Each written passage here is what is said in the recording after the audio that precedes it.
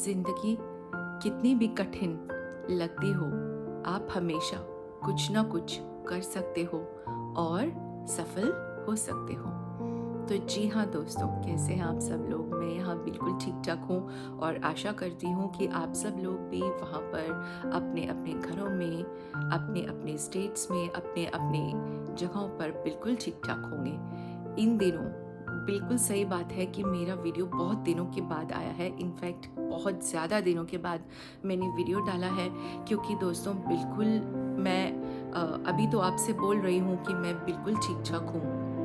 कहा तो ऐसे ही जाता है कि हम बिल्कुल ठीक ठाक हैं, लेकिन असली में मेरी तबीयत बिल्कुल भी अच्छी नहीं थी। मैं बीमार हो गई थी, बहुत ज़्यादा बीमार हो गई थी और मेरे बाजू में, राइट हैंड के बाजू में स्प्रेन, मोच आ गई थी। और वो मोच ऐसी कि दोस्तों मेरे से ना तो उठा जाए, ना बैठा जाए, ना मैं किचन में काम कर सकती हूँ, ना मैं रोटी बना सकती हूँ। अब रोटी भी बनाने के लिए, खाने के लिए आपको बेलनी पड़ेगी। और मैं ये देखकर हैरान होती थी कि मुझे प्लेट उठा के रखने में भी दिक्कत हो रही थी, क्योंकि राइट हैंड का सारा मामला था, राइट हैंड के जॉइंट्स का मामला था। सेंट्रल जॉइंट ही मैंने कुछ भारी वज़न उठा लिया था और उसकी वजह से मुझे बहुत तकलीफ़ हुई। मुझे मोच आ गई राइट बाजू में, क्योंकि वो जो वज़न था मेरी सीधे हाथ की बाजू में, वो मैंने काफ़ी ज़्यादा उठा लिया था। तो और दोस्तों, तो रोटी बनाने में भी मुझे जो दिक्कत हो रही थी, पानी का ग्लास भर के पीती थी, ऐसे करने में मुझे दिक्कत हो रही थी, बहुत सारी चीज़ें। फिर मेरे को 10-12 दिन बीत गए और उसके बाद मैं ऑर्थोपेडिक के पास गई, जो हमारे एरिया के, हमारे सिटी, हमारे डिस्ट्रिक्ट के सबसे बेस्ट ऑर्थोपेडिक है। मैं उनके पास गई, उन्होंने मुझे इंजेक्शन प्रिस्क्राइब किया और उन्होंने मुझे एक इंजेक्शन के लिए बोला। तो साइकोलॉजिकली मैं डर गई। मैंने उन्हें बोला मैं इंजेक्शन नहीं लगवाती, और ऐसे ही मैंने उनको, मुझे इतना डर नहीं लगा इंजेक्शन से, बट मैंने उनको बोल दिया और रिफ्यूज़ कर दिया।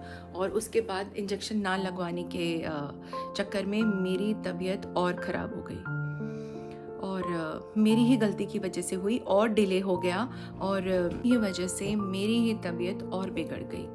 और अब मैं आपको एक ऐसी बात बताऊंगी जिसको सुनकर आपको बहुत हंसी आएगी। मतलब कई बार इंसान इतना मजबूर हो जाता है, इतना मजबूर हो जाता है अपनी दुख और परेशानियों से, कि वो खुद का ही मजाक उड़ाने लगता है, खुद पर ही हंसने लगता है। तो दोस्तों क्या हुआ कि डॉक्टर साहब ने मुझे इंजेक्शन लिख के दिया। तो पहले उस इंजेक्शन को मैंने लाने में करीबन 24 से 26 दिन लगा दिए। कि पहले तो मैंने डिसाइड किया मैं इंजेक्शन नहीं लगवाऊंगी, मैं ऐसे ही ठीक हो जाऊंगी। फिर मैं ठीक नहीं हुई, मेरी तबीयत और बिगड़ गई। उसके बाद फाइनली 20-25 दिन बाद और पता किया हमने बहुत सारे केमिस्ट के पास, वो इंजेक्शन नहीं मिला, क्योंकि वो डॉक्टर साहब की दुकान के साथ में जो केमिस्ट है वहीं मिलता है। तो जी हम इंजेक्शन 20-25 दिन के बाद में दोबारा बाई चांस करीबन महीने बाद वहाँ से निकली और मैंने इंजेक्शन ले लिया। वहीं से लिया, क्योंकि साथ में निकल रहे थे तो ले लिया, और शायद अगर नहीं निकल रहे होते तो उस दिन भी ये लापरवाही होनी थी। इंजेक्शन ले लिया और सिरिंज भी ले ली, मैंने सिरिंज भी ले ली और मैं घर आ गई। उसके बाद अगले दिन मैंने डॉक्टर साहब से फ़ोन करके पूछा कि डॉक्टर साहब ये इंजेक्शन 1 ml का है, ये पूरा लेना है कि आधा? मैं भूल चुकी थी, काफ़ी दिन हो गए थे, महीना हो गया था, 25 दिन 26 दिन ट्रीटमेंट में। तो डॉक्टर साहब ने बोला कि वो 1 ml पूरा लेना है। और वो इंजेक्शन मेरे हाथ में था। वो इंजेक्शन में एक छोटे से पाउच में, कागज़ के लिफाफे में मिला था। मैंने उसको डाल दिया और सुबह मेरी मेड आई और उसने वो झाड़ू में इंजेक्शन निकाल दिया। अब मुझे इस बात का पता नहीं चला, वो इतना हल्का सा, इतना छोटी सी फाइल थी इंजेक्शन की, कि हमें किसी को पता नहीं चला घर में। और जी बड़ी मुश्किलों से 5 दिन हो गए, मुझे एक नर्स का नंबर मिला। मैंने घर पे नर्स को बुलाया और वो नर्स बेचारी इतनी दूर से इतने पैसे खर्च कर ऑटो में आई।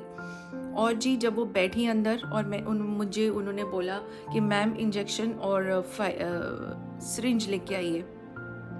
तो जी मैं सिरिंज लेने के लिए गई और इंजेक्शन लेने गई। आप बिलीव करेंगे, मेरे को आधा घंटा हो गया, 20 मिनट मैंने पूरा घर छान मारा, वो इंजेक्शन नहीं मिला मुझे कहीं भी।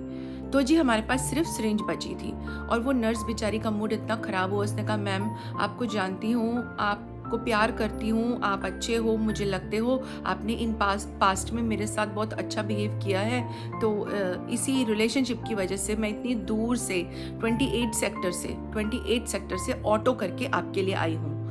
तो जी इंजेक्शन नहीं मिला और नर्स जी को भेजना पड़ा उनको।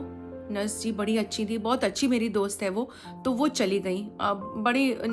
उनको भी काफ़ी परेशानी हुई और जी उन्होंने मुझे इतना सपोर्ट किया। उन्होंने कहा कि मैम इंजेक्शन तो मैं आपके लिए ला दूंगी। फिर मेरे को ना लगा उनको तंग नहीं करना चाहिए, तो मैं 25 दिन के बाद डॉक्टर के पास से निकली तो मैंने वो ख़रीद लिया।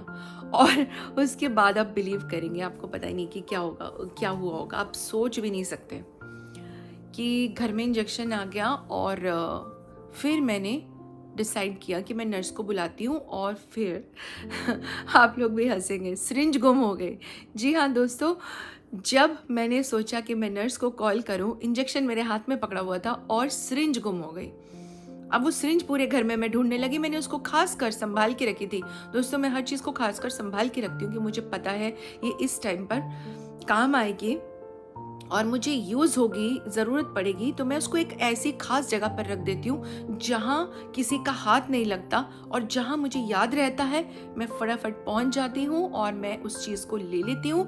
तो ये मुझे एक बहुत फ़ायदा होता है कि अगर मेरी कोई बहुत ख़ास चीज़ है और मुझे वो बहुत काम आने वाली है, बहुत इम्पॉर्टेंट चीज़ है, तो मैं उसको एक ख़ास जगह पे संभाल के रख देती हूँ जहाँ किसी का हाथ नहीं लगता, तो मुझे वहीं मिलती है। तो जी वो सिरिंज मैंने संभाल के रखी थी। इस बार वो सिरिंज मुझे नहीं मिली, तो जी इंजेक्शन पहले गुम हो गया और फिर बाद में दोस्तों सिरिंज गुम हो गई। अब आप बताइए मैं क्या करती? तो कमेंट्स करके मुझे बताइए क्या करना चाहिए था मुझे। और जी दोस्तों फिर वो इंजेक्शन पोस्टपोन हो गया और फिर मैं 2 4 5 दिन के बाद, एक्चुअली जब आपकी तबीयत खराब होती है ना, आप मोटिवेटेड फील नहीं करते हो। तो मैं 4 5 दिन के बाद जाके सिरिंज ले आई और इंजेक्शन लगवाया और बस ये कहानी है। अब आप सुन लीजिए, इसके आगे मैं और कोई कहानी सुनाऊंगी आपको। और मैं चाहती हूँ कि आपने अगर अब ये कहानी सुनी ली है तो आप इसको हंस हंस के एंजॉय कर रहे होंगे मेरे साथ। जैसे कि कई बार इंसान इतना परेशान हो जाता है अपनी मजबूरियों में, वो अपने आप पर ही हंसता है, अपना ही खुद का उपहास करता है, क्योंकि उसके पास कोई ऑप्शन कुछ बचता ही नहीं है एक्शन करने के लिए। तो दोस्तों ये हालत हो गई थी। तो दोस्तों ये बहुत दिन तक चलता रहा और सुबह मैं उठती और फिर नाश्ता करके सो जाती क्योंकि बहुत दर्द होता था। मैं सोई रहती और फिर मैं शाम को उठती, मेरा लंच स्किप हो जाता था। मैंने 1.5 महीने से लंच नहीं किया है और बहुत परेशान रहती थी। आप मेरे अपने हैं इसलिए मैं आप सबसे ये शेयर कर रही हूँ। मैं जानती हूँ कि दूसरों की दुख सुनने का किसी को अच्छा नहीं लगता है, पर दोस्तों क्या कर सकते हैं।